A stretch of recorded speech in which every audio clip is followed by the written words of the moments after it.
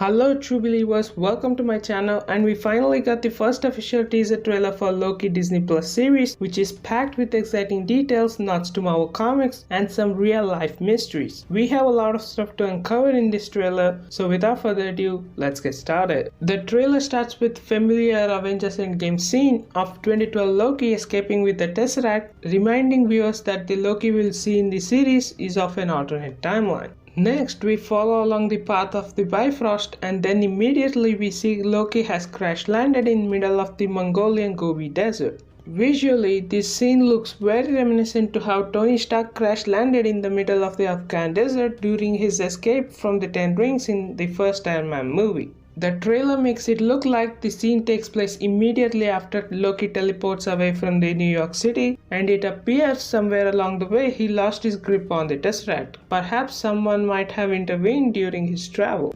Then Loki ends up in the custody of the TVA, the Time Variance Authority, a vast bureaucratic organization that has the task of keeping track of several realities across the multiverse and eliminating the dangerous ones. We get our first look at Owen Wilson, who is playing the character of Mobius M. Mobius, a middle-ranking bureaucrat of the Time Variance Authority. Wow! Next, we see a couple of TVA operatives investigating some case, and then the trailer suddenly cuts to a mysterious hooded figure who presumably could be the main villain of the series. Based on the set photos, I think this is Sophia Di Martino's character, who is rumored to be playing Lady Loki. We then see a brief shot of Loki in the Stark Tower. If you look closely in the mirror, Loki has the scepter in his hand. It appears that the series will be revisiting 2012 timeline yet again, but in a twisted way. Perhaps in this alternate timeline, Loki actually wins and the Chitauri army wrecks New York, which could explain the post-apocalyptic New York we see later in the trailer.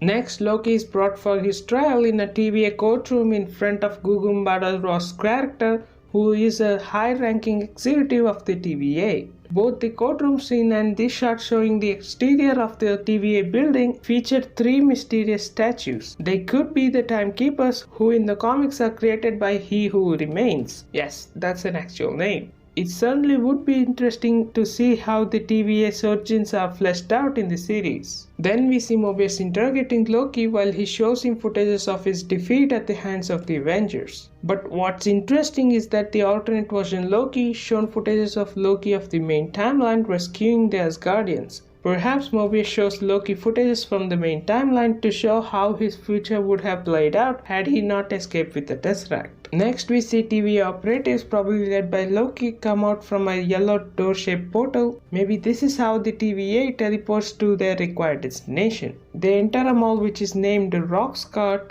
The Rocks indicates that the supermarket is owned by the Roxxon Corporation, a powerful aggregate that has showed up in many places throughout the history of the MCU. We then see Loki fall from above as if he was pushed into what appears to be a TVA security checkpoint.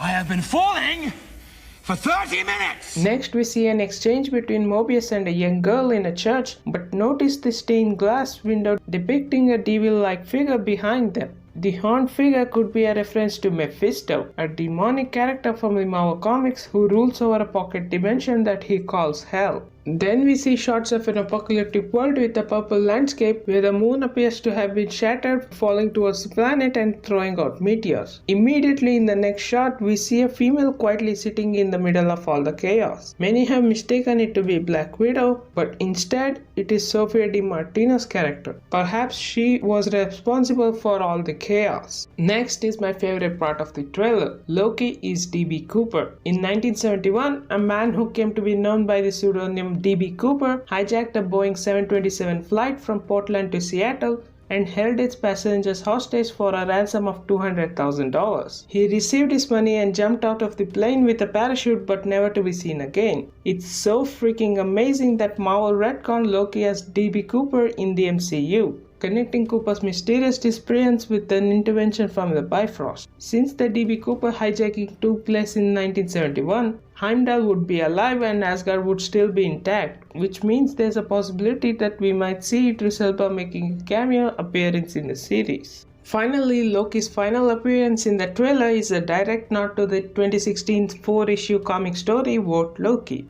The outfit of the people around Loki and the condition of the building suggest that this may take place in the same post-apocalyptic New York which we saw previously in the trailer. There is an interesting Easter egg in the background towards the left of this shot, an arcade game named Polybius. The game never actually existed but was the subject of an urban legend that alleged the game had strange psychoactive effects on whoever played it. So that's a wrap on this trailer breakdown. If you enjoyed the video, make sure you leave a like on it, subscribe to the channel and share it with your friends. Thanks for watching and I'll see you guys in another video.